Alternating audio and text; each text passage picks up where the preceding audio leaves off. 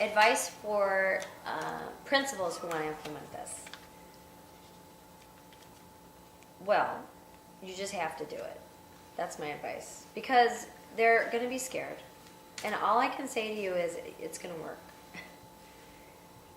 It's going to work. It's going to work if children follow the rules. And the teachers have to teach into the rules. And they can't lose sight of that. It's not, all right, let's get kids around the table. Here are the rules, go.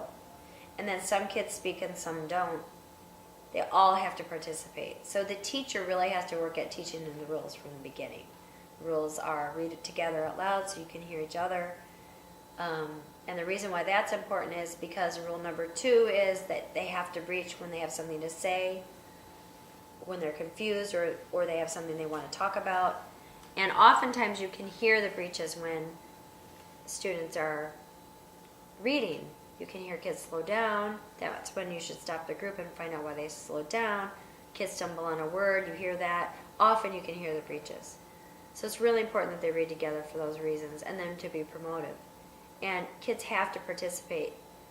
And it's not okay that the kids, oftentimes, especially now or at the beginning of the year, you can't hear the children, they can't hear each other, but then they don't ask each other to speak up. So the teacher has to really teach into that. You have to speak up.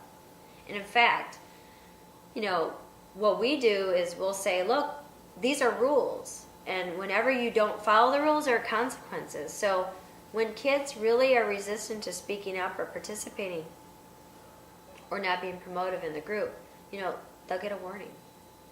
You have to do this.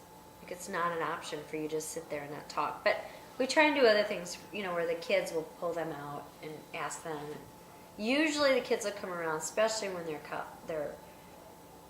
their peers they're asking them to speak up or to asking them what they think. The other kids will come out of their shell. But it takes work. So you do have to work at that for Unison Reading to be successful. They have to participate.